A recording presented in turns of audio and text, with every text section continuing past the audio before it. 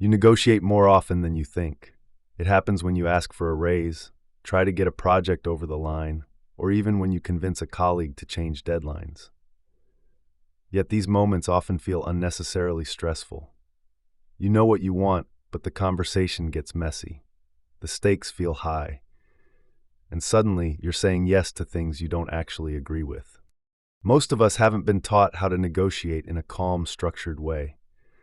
We rely on instinct, charm, or force of will, and then wonder why some conversations end with friction or half-baked compromises. Good negotiation isn't about quick wins or clever tactics. You need to understand your goal, listen with intent, and build conditions for an agreement that works for both sides.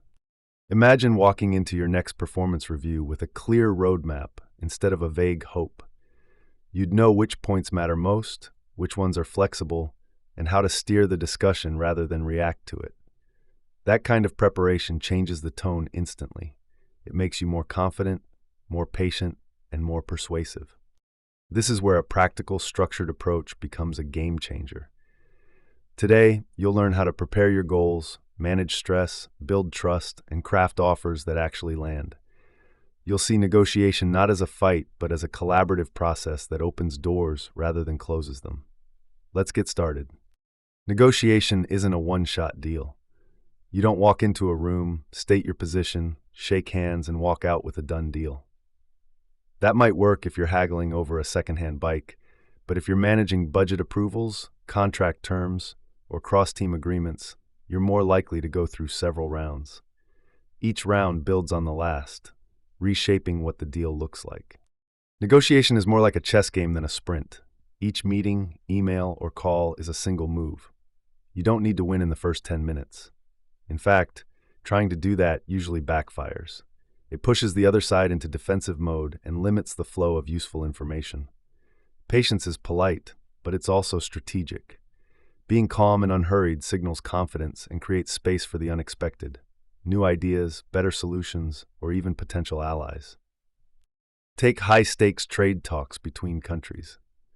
When the US and China entered their 13th round of negotiations in just over a year, it wasn't because they were indecisive. Each round brought new information, shifting interests, and fresh opportunities.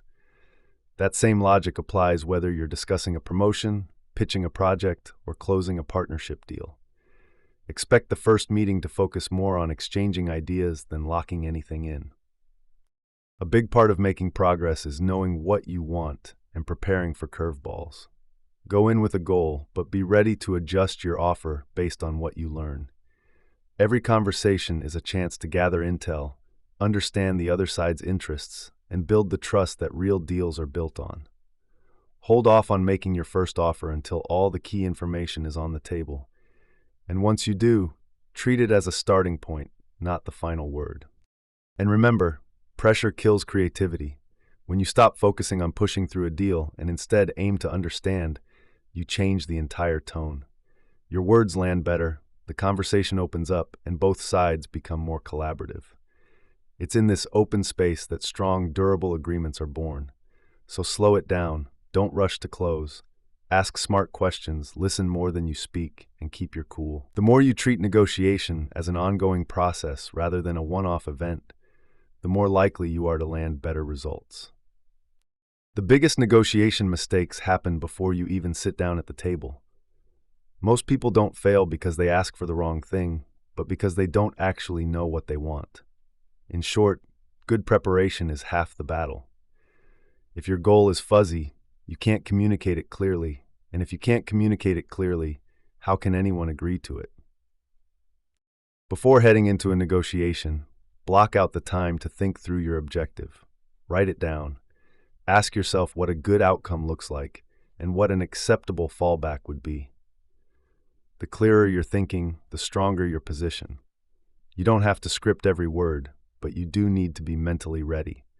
The key is to avoid winging it when things get serious. Another common pitfall is reacting too quickly. You're in the room, someone throws a number or a demand at you, and your instinct is to fire something back. Don't. Reactivity puts you on the back foot. You end up negotiating on someone else's terms instead of your own. Instead, take a beat. Come back to your goal. Ask yourself, Does this move me closer or further from what I actually want? Shifting your mindset from reactive to proactive changes everything. Even in tough moments, like losing a job or being caught off guard by a surprise demand, you still have choices. You can push back, spiral, or you can pause and reframe. For example, if you've just been told your role is being cut, don't respond with panic or anger. Use that moment to steer the conversation. If I'm leaving, I want to agree the best possible exit terms. And here's what that looks like. That calm, assertive tone creates room for discussion and better outcomes. It also strengthens your own sense of agency. You're not at the mercy of others' decisions. You're actively shaping the process. Finally, avoid the temptation to negotiate for two things at once. You might think you're hedging your bets, but what you're really doing is splitting your energy. Pick your most important goal and throw your weight behind it. When you have two objectives, say, pushing for a raise and also asking to reduce your hours, you often end up weakening both.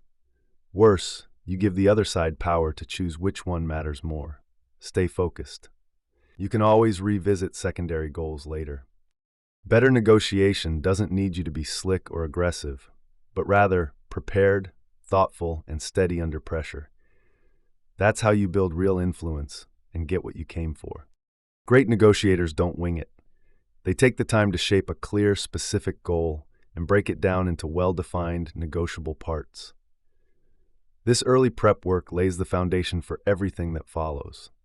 Without it, you're more likely to get pushed around in the room, distracted by other people's demands, or confused about your own priorities.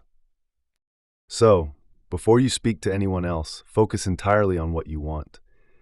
This is the stage to stay in your ego bubble. Here you're thinking only about your needs, your priorities, and your version of a good outcome. Don't second-guess what the other side might ask for.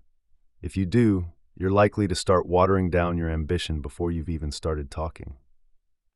The most powerful way to set a goal is to say, I want, then state what that is, and then add, under certain conditions. That first part, what you want, is non-negotiable. It's the result you're aiming for, the thing you're fighting for. You might not get it, but you get to want it without apology. The second part, under certain conditions, is where flexibility kicks in. This is what you're willing to talk about, trade, adjust, or give up in return. Let's say you want a 4-day work week. That's your goal. Your conditions might include keeping your current salary, working certain core hours, or trialing the arrangement for 6 months before making it permanent. If you've mapped all that out in advance, you're in a strong position to have a real conversation without getting derailed by vague offers or hasty compromises. Conditions are where negotiation happens, and you'll need lots of them. The more conditions you define, the more ways you'll have to stay flexible while holding your ground. Divide your conditions into categories to keep them clear. Think in terms of practical details like cost, location, timelines, responsibilities, as well as relationship factors like communication rhythms or how problems will be handled. Every condition should be positive and precise. Don't prepare to say no. Prepare to define the terms under which you'd say yes. For example, instead of deciding you'll refuse a relocation package, define what kind of relocation support would make a move worthwhile. This way you stay open to opportunity instead of boxing yourself into defensive reactions. Bottom line, a clear goal keeps you focused. Detailed conditions give you leverage. Together, they give you the confidence to negotiate with calm authority and walk away with something that works for you. Being a great negotiator isn't just about saying the right thing or having all the facts. What really sets the best negotiators apart is something that's harder to pin down but easy to recognize when you see it. It's the mix of presence, emotional control, and intuition that makes people want to work with you. When you're calm, clear, and attuned to others, deals tend to go smoother, faster, and end on stronger terms. This comes down to what psychologists call non-cognitive skills. These are the tools you don't get from a textbook, things like self-awareness, emotional regulation, and social intuition. Think of them as your inner GPS in a negotiation. They guide what you say, how you listen, and when you push or pause. Start with self-awareness. You need to understand how you come across and what triggers you. Maybe you tend to go on the defensive if you feel challenged, or maybe you talk too much when you're nervous. Spotting those patterns gives you the power to pause, reset, and choose your response instead of just reacting. The more you understand your biases, the better you'll be at staying grounded under pressure. Then there's the ability to read others. Skilled negotiators pick up on tone, pace, body language, and even silence. That quick glance, that sigh, the slight hesitation in someone's voice, these are all clues. Maybe the other person is reaching their limit. Maybe they're bluffing. Maybe they're just unsure.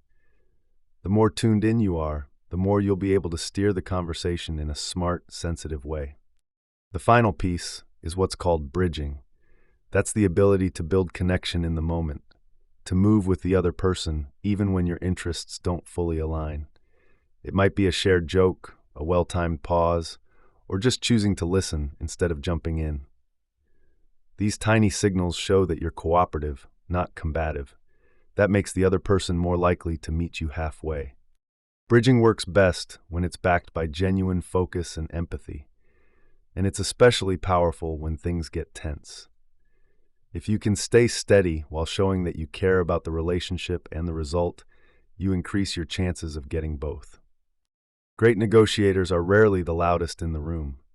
They're the ones who make people feel heard, respected, and at ease. That energy opens doors and keeps them open long after the deal is done. Making an offer in a negotiation might sound like the obvious next step, but timing is everything. A strong offer doesn't come at the beginning. It comes after you've done the groundwork, after you've shared your goals, understood what the other side wants, explored each other's conditions, and tested what's flexible and what's not. Only then should you start thinking about putting something formal on the table. Your offer is a bridge. It connects your priorities with theirs. That's why it's built out of everything you've already discussed. Not guesswork, not pressure, and definitely not a rushed reaction in the heat of a meeting. If an offer includes brand new demands or surprise conditions, you're likely to lose trust and derail progress. No one wants to feel blindsided at the last minute. Before you draft your proposal, you need two things. First, a clear understanding of your own roadmap. What you want, what you're willing to trade, and what the other party seems open or resistant to. Second, you need solid intel on their roadmap. That includes their main goal, what conditions they've made clear, and what parts of the deal seem open to discussion. If you're still guessing about any of that, you're not ready yet. When the moment feels right, don't jump straight into drafting the offer on the spot. Pause the meeting, step away. You need time and space to think clearly. Work alone or with your team in a quiet setting. Go back to your notes. Don't let urgency push you into making commitments you haven't fully thought through. As you build your offer, keep it clean and consistent with previous conversations. Ideally, there should be no surprises. You're just formalizing what's already been explored. That's how you show reliability and transparency, two things that increase your chances of closing a deal that sticks. A good offer isn't a giveaway, it's an exchange. You're not giving in, you're trading value. Maybe you bend on a deadline, but in return you ask for more budget. Or you agree to a new reporting structure, but only if you get decision-making input. What you trade doesn't have to make sense to anyone else. You only need to know that for you it's worth it. When all the key points are on the table and everyone seems aligned, check in. Confirm that nothing's been missed. Ask directly if you're ready to move forward.